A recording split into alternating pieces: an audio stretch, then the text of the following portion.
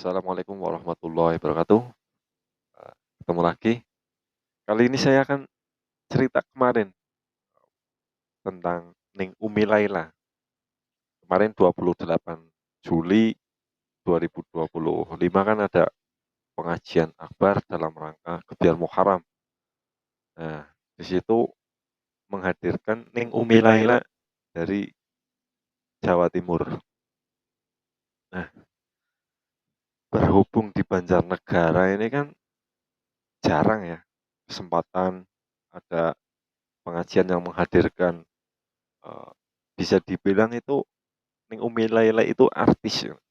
Jadi antusias masyarakat itu benar-benar apa ya besar untuk menghadiri pengajian tersebut. Nah, ceritanya seperti ini. Satu hari sebelumnya kami mengadakan rapat bersama panitia. Kebetulan saya ditugaskan untuk menjemput menjemput Ning Umi Laila itu di pertigaan Singomerto. Nah, dari konfirmasi manajemen Ning Umi Laila kepada panitia itu jam 7 malam itu sudah bisa hadir di lokasi. Nah, dengan persiapan begitu matang yang sudah direncanakan, pada hari H saya itu berangkat ke tempat pengajian itu sekitar habis maghrib itu jam 6, jam 6 lebih seperempat mungkin. Saya datang ke transit ke tempat Ning Umi Laila nantinya akan beristirahat dan mengonfirmasi kepada ketua panitia, kebetulan Kadus, Bapak Kadus, Bapak Sumardi. Nah, setelah saya konfirmasi, ternyata dari pihak manajemen itu sudah mengabari ke ketua panitia. Nanti Ning Umi Laila itu sudah sampai sebelum jam 7 malam. Nah, berhubung waktu itu sekitar sudah jam setengah 7. Sudah setengah 7, saya berpikir, kalau saya nunggu di rumah, nanti keburu Ning Umi Laila itu sampai ke lokasi duluan. Jadi tidak ada pengawalan, minimal itu dari pertigaan jalan raya masuk ke lokasi. Karena dari pertigaan jalan nasional, jalan raya sampai ke lokasi itu melewati kawasan-kawasan bukit, kawasan perkebunan, hutan pinus, itu memakan waktu sekitar 10 sampai 15 menit perjalanan. Nah, setelah itu kami memutuskan untuk berangkat saja. Saya pamit kepada ketua panitia, saya akan menunggu rombongan Ning Umi Laila itu di pertigaan lampu merah jalan nasional yang menuju ke lokasi. Nah, terus saya berangkat bersama dengan lima lima teman saya. Sesampai di sana itu hujan. Wah, tiba-tiba gerimis. Nah, sekitar 15 menit belum ada kabar dari panitia. Saya terus mengonfirmasi, mengkomunikasikan sudah sampai mana, pakai mobil apa. Karena dari panitia itu juga kurang informasi detail seperti itu. Biasanya kami menjemput itu sudah dibawakan nomor HP yang bisa dihubungi, terus mobilnya pakai mobil apa, terus plat nomornya berapa, warna mobilnya apa. Jadi itu sudah detail. Nah, karena kegelisahan saya dan teman-teman yang menunggu, akhirnya saya minta nomor telepon yang bisa dihubungi ke pihak Ning Umi Laila kepada ketua panitia. Nah, setelah dikasih, saya coba telepon nggak diangkat, tapi di chat itu balas. Ini ada apa? Manajemen Ning Umi Laila di chat balas, tapi di telepon nggak mau angkat. Emang sengaja.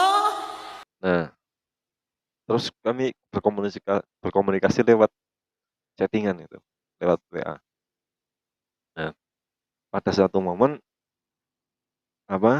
Ning Umi dari pihak itu, nomor yang saya hubungi dari pihak Ning Umi Laila mengatakan, "Mas, jenengan itu nggak usah nunggu di situ. Saya akan ke lokasi sendiri, intinya itu nggak minta dijemput di jalan nasional itu. Tapi saya dan teman-teman kan punya tanggung jawab untuk mengawal sampai lokasi itu. Nah, saya tanya pakai mobil apa, plat nomornya berapa, itu nggak dijawab gitu. Terus saya searching di Google, ini plat mobil ning Umi Laila, terus mobilnya warna apa, pakai mobil apa. Kebetulan itu munculnya cuma mobil warna putih dan platnya plat L apa plat K tuh dari Jawa Timur, dari Surabaya. Plat L yang nggak salah ya. Warna putih, mobil warna putih, plat L. Nah, satu momen masih hujan itu, masih hujan ya lumayan deras. Itu ada mobil putih lewat, set, itu seolah sopirnya itu apa, sempat noleh ke saya, ke teman-teman saya, rombongan saya kan pakai itu rompi lalu lintas. Nah, setelah noleh, saya cermati platnya, itu depannya itu L. Oh, ini mobil yang dari Jawa Timur ini plat L.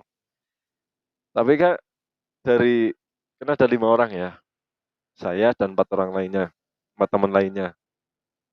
Nah, dari 5 orang ini, itu berembuk, apa mungkin itu mobilnya? Iya apa enggak ya? Kalau iya kenapa tidak memberi kode, klakson, atau ngedim, atau minimal berhenti untuk mengonfirmasi bahwa mobil itu adalah punya Ning Umelela, karena sebelumnya kami juga sudah mengirim info, mengirim kabar, juga mengirim foto kalau kami berada di pertigaan lampu merah itu. Mobilnya pakai plat L itu, mobil putih. Nah, di situ itu saya curiga, itu pasti Ning Umelela. Nah, atas kesepakatan 5 orang di situ, saya menugaskan satu teman saya, "Coba kamu susul, terus dikonfirmasi apa itu Ning Umelela atau tidak." Nah, hujan masih deras, langsung teman saya buru-buru pakai mantel. Dia ngejar mobil itu, set, terus dia ngabarin, mungkin selang 10 menit, "Halo, ternyata ini bukan rombongan dari Ning Umelela, tapi ini orang yang mau ngaji, pengajiannya Ning Umelela." Dari info tersebut, nanti saya kan dan teman-teman kan masih tenang. Oh, berarti orang yang saya tunggu itu masih dalam perjalanan dan belum sampai. Saya WA lagi kan manajemen Gumilela. Sudah sampai mana? Saya sudah melewati lampu merah. Nah, di situ kan jawabannya itu selalu mengelak. Posisi detailnya itu sudah sampai mana itu mengelak. Ngapunten nggih, kula sengaja. Nah, akhirnya lupakan lah, mungkin memang belum sampai pertigaan ini. Terus ada mobil lagi datang, warna putih, plat L juga. Nah, apa mungkin ini? Eh, yang pertama sudah dikonfirmasi oleh teman saya yang satu itu bukan. Katanya mobil yang itu mau ngaji dan juga itu berhentinya di apa? Di sebuah bahu jalan yang agak luas di area perkebunan gitu. Belum sampai lokasi tapi di situ mobil yang pertama itu berhenti. Nah, yang kedua itu ada mobil putih lagi. Set, pakai plat Surabaya juga, plat R gitu ya. Itu saya sempat itu ya, ingin memastikan. Terus sopirnya itu melambaikan tangan. Nah, ini kan salah satu kode, salah satu isyarat bahwa itu memang yang kami tunggu. Akhirnya keluar dari jalan nasional, terus masuk, saya kejar, saya konfirmasi sambil berjalan saya pakai motoran dan sopirnya saya tanya. Saya tanyanya begini, "Ini Umi Laila ya?" Nah, sopirnya itu jawab, "Iya." Nah, saking semangatnya. Ini kan berarti tersisa 4 orang ini. Saya dan 3 teman lainnya.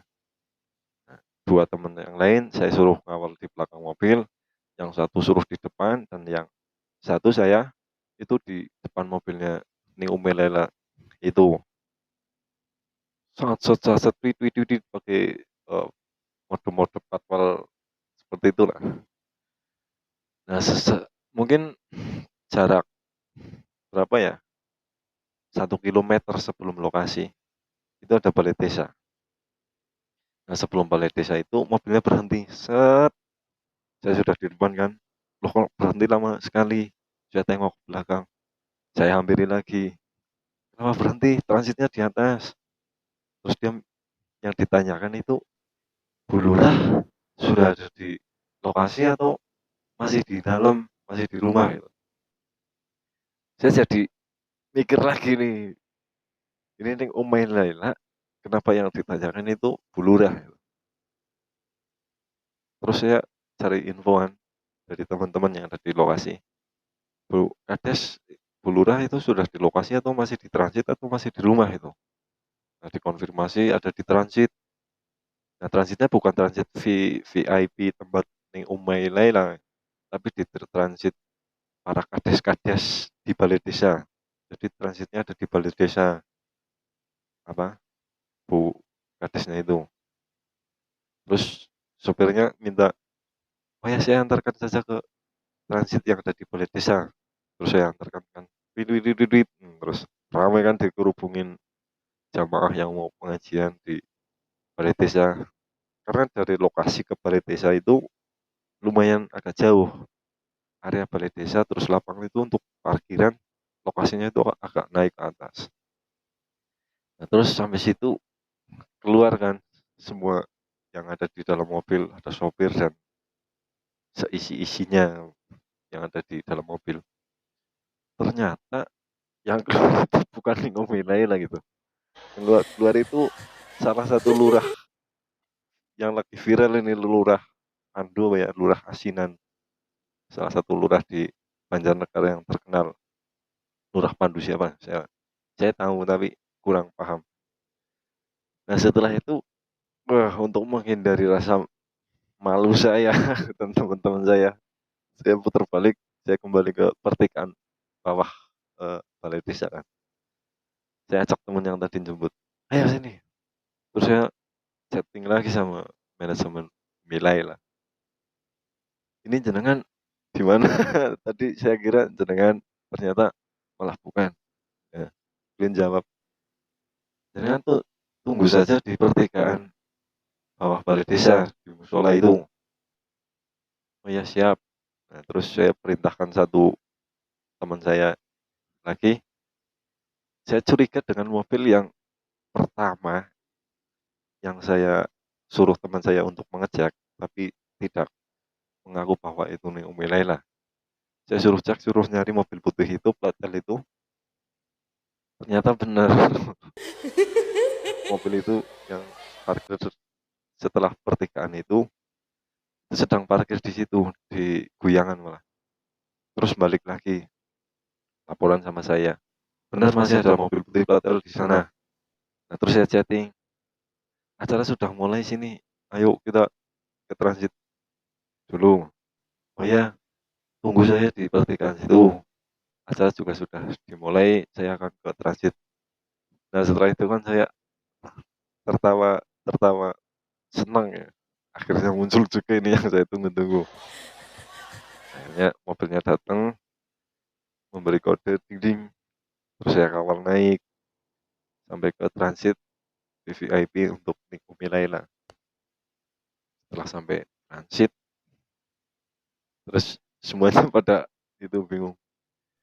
Katanya tadi transit di Balai Desa, kenapa ini Nikumi Laila ada di sini? Ah, ceritanya panjang, nanti saya ceritakan itu untuk menutupi rasa malu saya dan teman-teman sebetulnya.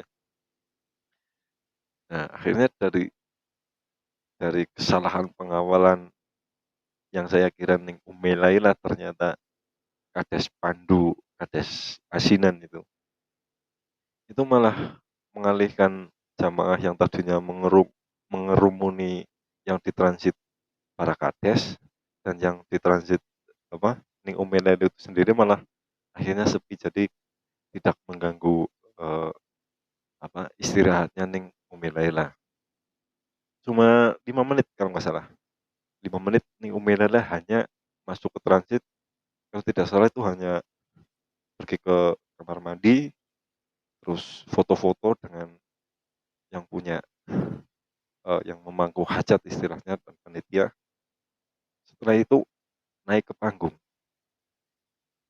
Nah, mungkin 1,5 jam karena waktu itu malam ya, 1,5 jam itu pengajian dimulai hingga akhirnya Gus Yaki datang, karena waktu itu juga duet sama Gus Yaki, tapi pada hari itu Gus Yaki itu datangnya agak telat.